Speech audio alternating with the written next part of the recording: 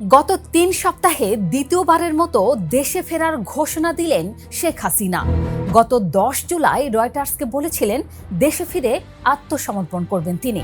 এবার আরেক আন্তর্জাতিক গণমাধ্যম এএফপিকে জানালেন, দেশে যদি হত্যার শিকারও হই তবুও ডিসেম্বরের আগে দেশে ফিরছি। এদিকে সরকার বলছে দেশে ফিরলে আত্মসমর্পণের আগেই গ্রেপ্তার করা হবে তাকে, অর্থাৎ সরকারও প্রস্তুত। আসলেই কি ডিসেম্বরে দেশে ফেরার সম্ভাবনা আছে শেখ হাসিনার? তারেক রহমানের সরকার তার এই ফিরে আসার ঘোষণাকেই বা দেখছে কিভাবে, জানবো আজকের বিশ্লেষণে। সঙ্গে আছি মৌসুমী সুলতানা।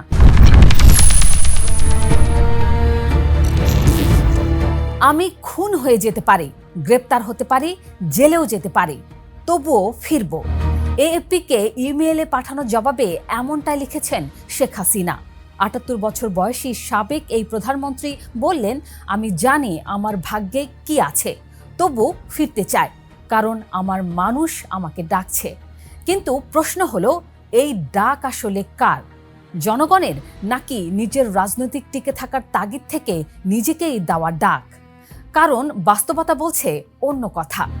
২০২৪ সালের জুলাই আগস্টের ছাত্র জনতার অভ্যুত্থানে ক্ষমতাচ্যুত হয়ে হেলিকপ্টারে চড়ে ভারতে পালিয়ে যাওয়া শেখ হাসিনা এখন আন্তর্জাতিক অপরাধ ট্রাইব্যুনালে মানবতা বিরোধী অপরাধে দোষী সাব্যস্ত, পেয়েছেন মৃত্যুদণ্ড। জাতিসংঘের হিসাবে ওই আন্দোলনে প্রাণ গেছে প্রায় ১৪০০ মানুষের। বাংলাদেশ তার ও পরিবার ঘনিষ্ঠ ব্যবসায়ী গোষ্ঠীর প্রায় ৭,৫০০ কোটি টাকার সম্পদ জব্দ করেছে। তবুও তিনি ফিরতে চান। প্রশ্ন হলো, সত্যিই ফিরবেন, নাকি এটাও আরেকটা রাজনৈতিক চমক? এদিকে সরকার আছে পুরো প্রস্তুতি নিয়ে। তারেক রহমানের সরকার পরিষ্কার জানিয়ে দিয়েছে, হাসিনা ফিরলেই গ্রেপ্তার। আইনমন্ত্রী সাব জানিয়ে দিয়েছেন, দেশে ঢোকা মাত্রই গ্রেপ্তার করা হবে। পররাষ্ট্র প্রতিমন্ত্রী শামা ওবায়দ ইসলাম বলেছেন, দণ্ড হয়ে যাওয়ার পর আত্মসমর্পণের আর কোনো আইনি সুযোগ নেই, ফিরলেই সরাসরি যেতে হবে জেলে। অর্থাৎ আত্মসমর্পণেরও সুযোগ রাখছে না সরকার।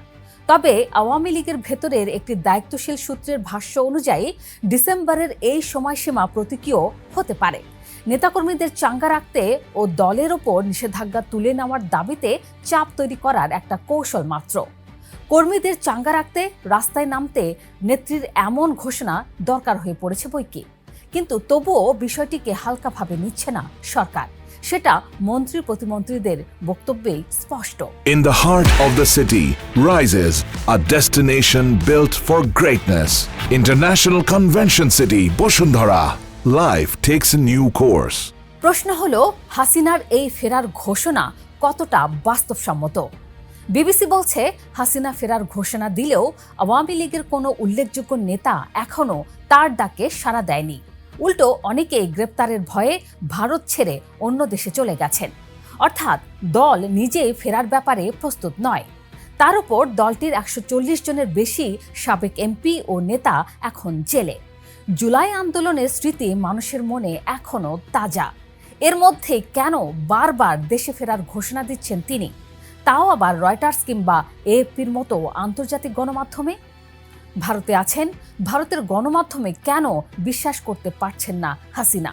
বিশ্লেষকদের মতে, ভারতীয় মিডিয়ায় বললে বার্তা আঞ্চলিক থেকে যায়, দিল্লির অবস্থানের সঙ্গে জড়িয়ে যাওয়ার ঝুঁকি থাকে।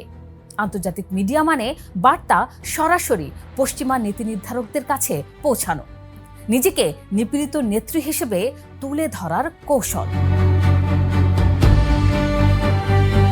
ভারত আসলে কি চায়? সরাসরি বলতে গেলে শেখ হাসিনাকে ধরে রাখার চেয়ে ফেরত পাঠানোর যুক্তি ভারতের কাছে এখন বেশি জোরালো। কারণ বাংলাদেশ ছাড়া ভারতের দক্ষিণ এশিয়ার নীতি অসম্পূর্ণ। অথচ গত ২ বছরে সেই বাংলাদেশেই সবচেয়ে পিছিয়ে থাকা দেশটির নাম ভারত। চীন যেখানে তিস্তাসহ নানা প্রকল্প নিয়ে হাজির, তারেক রহমান বেইজিং সফর করেছেন। পাকিস্তানের সঙ্গে সামরিক কূটনৈতিক সম্পর্ক নতুন করে জমছে। যুক্তরাষ্ট্র প্রতিরক্ষা চুক্তি নিয়ে এগোচ্ছে। রাশিয়াও পিছিয়ে নেই। সেখানে এমন প্রতিযোগিতার বাজারে ভারত এক হাসিনাকে আগলে রেখে পুরো বাংলাদেশ হারানোর ঝুঁকি নিতে চাইবে কেন? সেটা মোদি চাইছেনই না। ব্রিক্সে বাংলাদেশ সদস্য না হলেও তারেক রহমানকে নিমন্ত্রণ জানিয়েছেন মোদি। ভারত বলছে, আমরা তারেক রহমানের জন্য অধীর আগ্রহে অপেক্ষা করছি। কিন্তু তারেক রহমানের সরকার সেই আমন্ত্রণ এখনো ঝুলিয়ে রেখেছেন। ভারতে যাওয়ার আগে প্রথম বিদেশ সফর মালয়েশিয়া চীনকে বেছে নিয়ে উত্তরটাও দেওয়া হয়েছে কয়েকদিন আগে। ফলে দিল্লি ভালোভাবেই বোঝে, হাসিনাকে ফেরত না দিলে তারেক রহমানকে কাছে পাওয়া তো দূরের কথা, বাংলাদেশের সাধারণ মানুষের মনেও ভারতের জায়গা তৈরি হবে না। তাই হাসিনাকে ফেরত দেওয়াটাই দিল্লির জন্য এখন কৌশলগতভাবে লাভজনক হিসাব। একজন হাসিনার জন্য গোটা বাংলাদেশ হাতছাড়া করার ঝুঁকি ভারত নেবে না বলেই ধারণা বিশ্লেষকদের। আর এখানেই শেখ হাসিনা অন্য কোনো উপায় না দেখেই এমন ঘোষণা দিতে পারেন বলে মত বিশ্লেষকদের। তাতে তার সম্মানটাও বাঁচে, অন্যদিকে ভারতও বেঁচে যায় বন্ধুকে বিপদে ফেলার দায় থেকে। তবে দেশে ফিরলে কি হতে পারে, সেই প্রশ্নের বিশ্লেষণ করেছে ভারতীয় গণমাধ্যম আনন্দবাজার পত্রিকা।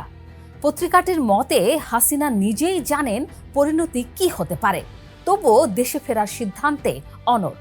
বাস্তবতা হলো, যেহেতু তিনি ইতিমধ্যে দণ্ডিত, তাই মুক্ত মানুষ হিসেবে আদালতে গিয়ে আত্মসমর্পণের সুযোগ তার নেই। দেশে পা রাখা মাত্রই তিনি একজন গ্রেপ্তার আসামি। তার বিরুদ্ধে জারি হওয়া পরোয়ানা কার্যকর হবে সঙ্গে সঙ্গে। প্রথমেই তাকে আন্তর্জাতিক অপরাধ ট্রাইব্যুনালে আত্মসমর্পণ করতে হবে, এরপর সরাসরি কারাগারে। সেখান থেকে চাইলে আপিলের পথ খোলা থাকবে। তার উপর নতুন করে যোগ হয়েছে শাপলা চত্বরের হত্যাকাণ্ডের তদন্ত প্রতিবেদন, যেখানে হাসিনা সহ ৪২ জনের সম্পৃক্ততা পাওয়া গেছে। অর্থাৎ একটা মামলা শেষ হওয়ার আগেই আরেকটা অপেক্ষা করছে তার জন্য। অর্থাৎ বড্ড খারাপ দিনই দেখতে হবে তাকে বাংলাদেশে ফিরলে।